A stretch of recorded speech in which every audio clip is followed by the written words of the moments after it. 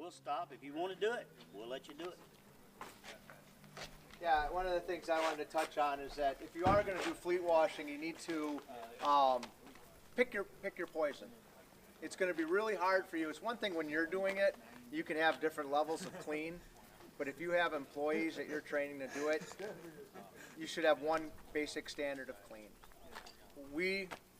In what I do, we wash a lot of large fleets, 100, 200, 300 trucks. The smallest fleet I think we have is probably like 20 units.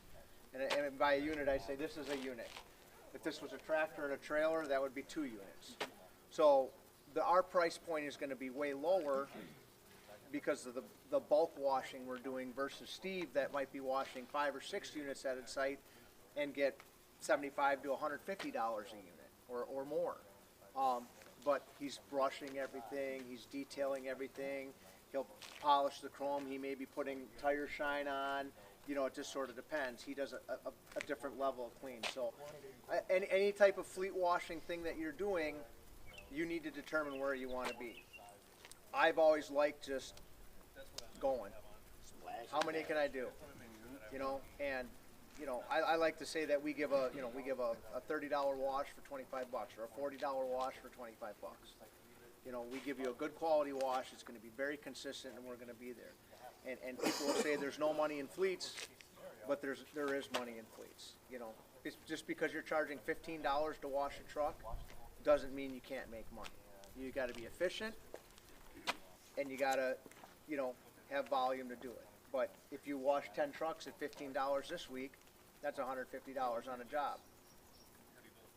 Now you're going to come back in 2 weeks, and it's another $150. And then you're going to come back in 2 weeks, and it's another $150, and so on and so on. How long does it take you to wash 10 trucks? Less than an hour. How are you going to wash them? I'm not talking. There's another question asked. How are we washing them? What are we doing? What is our standard? To me, the number one rule of thumb on fleet washing is if you do it, and I think Mark and Paul agree, if you come in here and you wash this truck today, whatever you do today, you got to do it the next time you wash it. Yep. If you've got a guy that comes up and just takes a rag or something, just wipes a spot off that mirror, then next time you wash it, you better wipe that mirror off because they'll be watching you and they want that. You just be very consistent every single time to make sure that they know what they're getting. What are you getting? What are we paying for? I'm not going to come out and detail the truck to get the job and then come out and over the next 6 weeks do a terrible job and get fired because then you're gone. And it does matter. Like, we have trucks that are like this, then you happen to have the chrome wheels. So, yeah. Right. Everything matters. So, you can see this stuff here, Scott. This is called rust. We have this all over up here. You don't have that in Phoenix. They have a lot of chrome and simulators, and stuff like that. So they don't deal with stuff like that. That's why that type of cleaning in the fleets we do, it's more like that. Owner-operators, people might spend, more money where he is, where they own their trucks and it's a smaller fleet and they really want them detailed and they spend a lot of time shining and polishing. We have those people here and they want a lot more and a lot more time for the trucks and that's just not my wheelhouse. That's not what we go after. We could do it, but we choose not to. Just like if you're a house washer, and you may not choose to do roofs, or you may not choose to wash decks. That's just, you do what you do, and that's, decide what you want to do, follow that program, and stay with it, and be consistent. So. Let's get started. All right, so what we're going to do is Steve's going to show you how he brushes, buffs, and shines this truck here. So he'll be working on that the rest of the day. Can't do miracle work. I'm good, but not this good. You can do it. I believe in you. You could actually, we could really clean this truck up. We will take trucks that Paul's seen pictures. We'll take trucks that's got 1 million miles on them. That look like this. And they'll be burned up. Like this.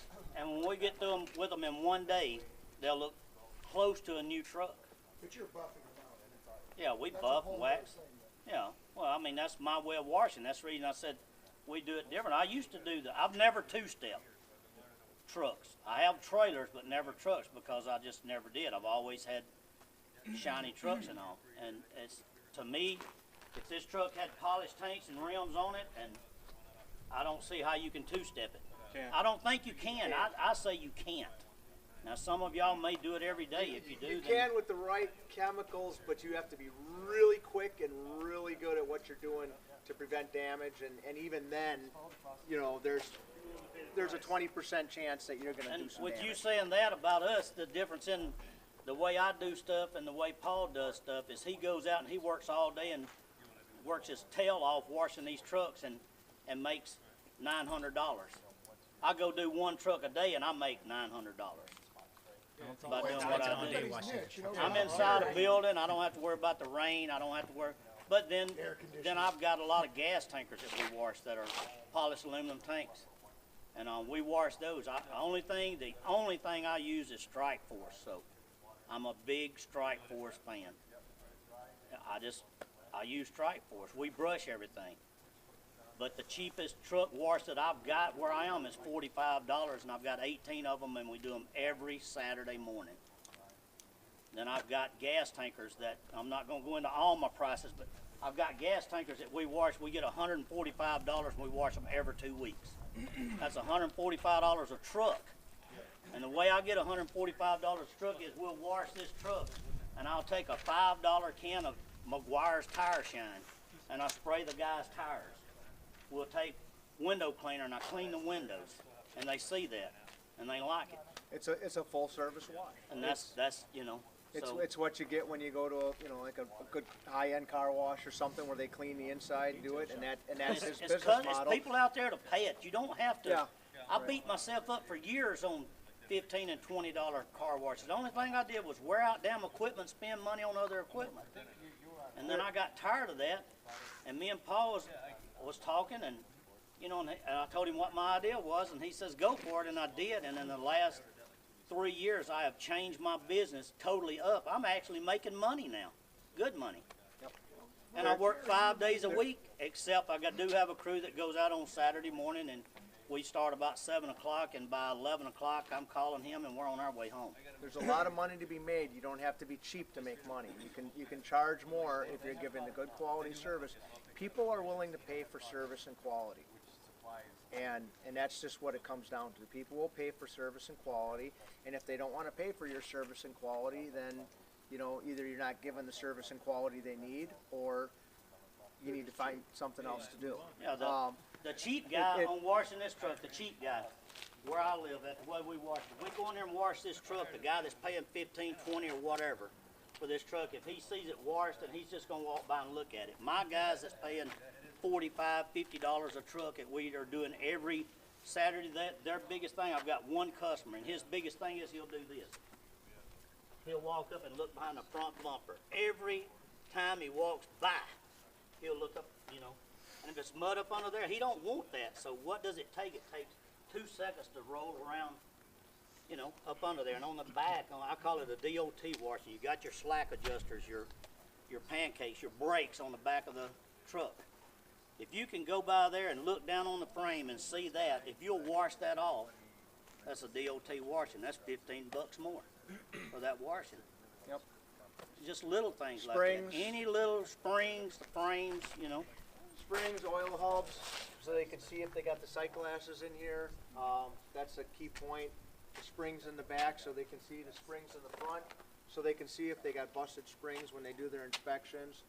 The pancakes he's talking about, or the little cakes. Yeah, the little The air brake boosters canisters. back there. Yep. For Yeah. there, right there, on the back, right under that spring there. You see that big round thing in there? Right under the leaf spring. I call it the DOT washing because I own Right here. trucks for years, and you know the DOT man, you're out there on the side of the road and he's looking at you and he's walking out there, and if he walks and looks, if he doesn't see grease anywhere, then he just walks and keeps checking. But if he sees where oil's run out of that hub there because somebody filled it too much, and he's gonna write you up and your truck's gonna be down. So they'll spend a few more bucks to get that cleaned off. So just detail, just look at it. And it doesn't take a long time to do it. So y'all wanna go ahead? Yeah, any questions on any of this so far before we show you how we're gonna wash? All right, so what we're gonna do is we're gonna two-step. We're gonna show you how we do a team two-step basically, and this is with a two-man crew. What'll happen is you see, and if the wind's blowing on you, don't be right in the you know, in the chemical where you're breathing all the stuff in. Or you'll be like this, Yeah. dry it out. So what we'll do is one guy will go through and apply a low pH acid soap first, and what that does is that helps to shock and break the electromagnetic bond of the dirt and the surface. So what happens is dirt is attracted to the vehicle as it drives through the air. It creates static, and that static, that electromagnetic bond, actually attracts dirt, road film, and things like that, and it attaches to the surface. So what the acid does is it helps to it lowers the pH, helps to break that bond between that electromagnetic bond. Then we're going to come by with a high pH alkaline soap. In this case, we're using Strike Force, and what that does is that actually makes the dirt. It raises the pH, breaks that bond, releases it from the surface, and then the surfactants and the softening agents and things will keep that dirt suspended in solution. So when you rinse it off, it's like a brush wash without brushing. It's not the same as a brush wash. Anybody that tells you you can clean a vehicle and make it look like you brush without brushing is lying. There's nothing that replaces mechanical agitation on the vehicle. I can get really close, but there is absolutely nothing that will do that without stripping off layers of paint and just really damaging the surface of the vehicle or potentially damaging the surface of the vehicle. So that's where you need to make your decision. Is a 90% clean truck good enough for what we're trying to accomplish, or do they want 100% clean? Do they want a detailed? You know, I have access to tens of thousands of trucks in my metro area.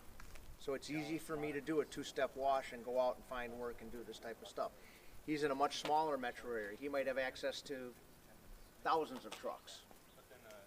And they have a much higher standard of what they're looking for because there's fewer people there. They want to polish their trucks. It's more owner-operators. It's smaller trucking companies with the exception of a few big haulers. But again, they had all polished stuff, so that's what they want. They invested a lot of money in that type of stuff. So, you know, figure out what your market is and what you want to determine. So we'll go ahead and do this one real quick and show you.